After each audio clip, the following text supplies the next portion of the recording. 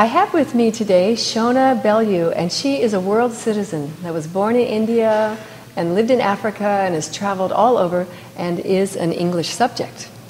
And she is visiting Kauai and was teaching today. She did a demonstration in the big theater on women's empowerment.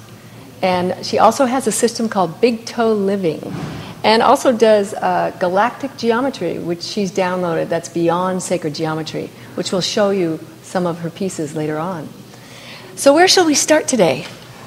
Wow. I guess why I started Big Toe Living in the first place. That would be great. Which was the breast cancer. So Big Toe Living evolved out of your illness? Yes. Okay. And I was basically guided, really, to start alternative healing. And then about halfway through, I was given the system, which I called Ascension in the original format, which basically required that I went back into my past and healed my past, which was not where I wanted to go, but it was better than dying of breast cancer, so I did it. And then realized it was actually a really neat journey. It's like being an explorer in a new land. Yes. It's really great. Oh, it seems like when we think of going back into our past, we feel that the pain is going to be greater than it really is, and it's never as bad as it was the first time. Nope. So, but that's something that we all have to get through to be able to free ourselves and move into the future. Particularly because I actually moved to the mountains for 4 years. I was kind of sent away from the city. And the last 18 months I went into the silence, turned my phones off and just kind of basically went into silence. And during that time I was given another level of the Big Toe Living, which was the understanding that the cells have this 0 point, this infinitely infinite kind of place within each cell. And that Big Toe Living allows you to clean up the layers so you can actually live from that point of your cells. I mean, it's amazing. It's hard to put into words, but... So what is Big Toe Living? Well, I had such a really bad childhood. I mean, a really, really terrible childhood. And so when I tried to get into my heart, I kept getting mixed up with my solar plexus, so I never could really get into the body. And I think my inner wisdom got tired of me struggling and said, go get in my case, it was an elastic band. In this case, I've given everybody ribbons. And tie it around your big toe, and then take your consciousness down into your big toe. And when you do it deep enough, it's like you sink down and then you sink backwards. And when you get the hang of it, it's like you change. You go from a normal living world into what I call the nano world. And all the rules are different there. It's really extraordinary. It's like, I don't know, fifth dimensional living, or it's a different place. Mm-hmm. And I've only really been able to stay there for a few days at a time. I can't say I live there yet. I'm sort of work in progress.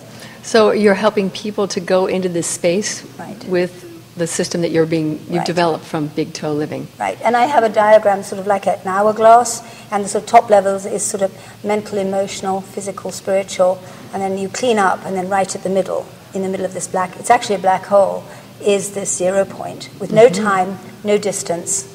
And you can do really wild things there. But most of all, you get to be who you really are. Right. That's what it's about. Right. And the 0 point is the beginning and the end. Exactly. The black hole, where anything is possible. It really is. And it's like the laws there are completely different. It's quite amazing. And sort of lots of strange things happen. It's just very cool. But what's neat about it is that on the way down is when you can cure the illnesses and cure the sort of physical problems, mental problems, emotional problems. So the goal is not so much cleaning up the illness, but getting to who you really are. Right, by releasing all those past belief systems that have got you to the point where you are now, which is stuck, usually.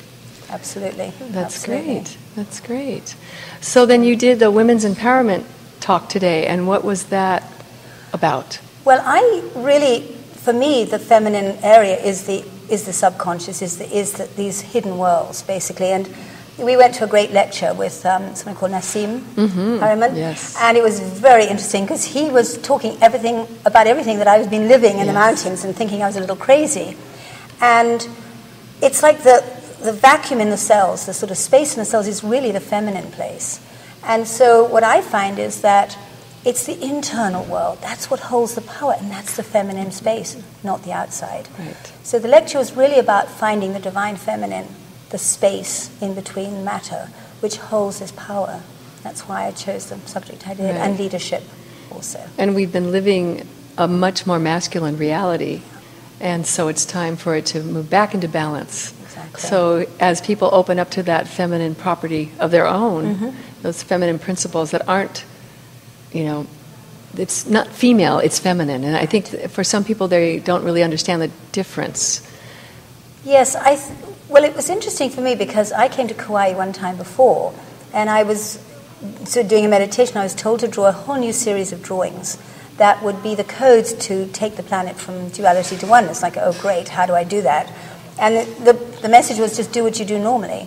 And so the first drawing I did, actually, I came with me to Kauai, and we opened a gateway here. And my sense was that the divine feminine was just pouring into the earth here. It just literally sucked it in. And this time it seemed to be the other direction. I arrived here and I've done nothing except cry for 4 days. Every time I look at the mountains, and it's as if the divine feminine is coming out now. It's a different direction. And I think that is the balance. You're absolutely right. Yeah. It feels like it's not coming out to leave the planet, but coming out to expand into the planet. And you brought it, that energy, or the gateways that are opening are bringing it from other realms into the planet. So that's very powerful that you're aware of that and that work is being done. Yeah, I did not actually learn about that until about a month ago. I just do the drawings. I tell you what my skill is. I'm really good at getting out of the way, and I have a lot of patience. So I sit in my mountaintop in total silence, being this cosmic being, and drawing. I mean, how cool is that? That is so wonderful. So that's what I do, and half the time I don't even know what I'm drawing. I sometimes learn, and sometimes I don't. Yes. So you just channel it. I just channel it, and I most of the time do portraits, and what they are is like the divine blueprint of your own divinity. And what I see when I look at somebody is this absolutely exquisitely beautiful 3D image. It's about I can see yours, about 3 foot behind you and then around you, and it's undulating and moving. It's so beautiful. But when I put it on a 2-dimensional surface, it kind of loses the movement. But it really changes people's lives, and I've had so many stories. I've done it, 20 years now? Because I started the same month as the first crop circle when I was living in England, and I've been drawing ever since. Well, thank you so much. You're welcome. Gosh, it's wonderful work that you're doing, and we're very blessed to have you here on Kauai for this expo, and thank you for sharing your wisdom with us. Oh, I'm so happy to be here. Yes. Thank you. You're welcome. Thank you. And aloha.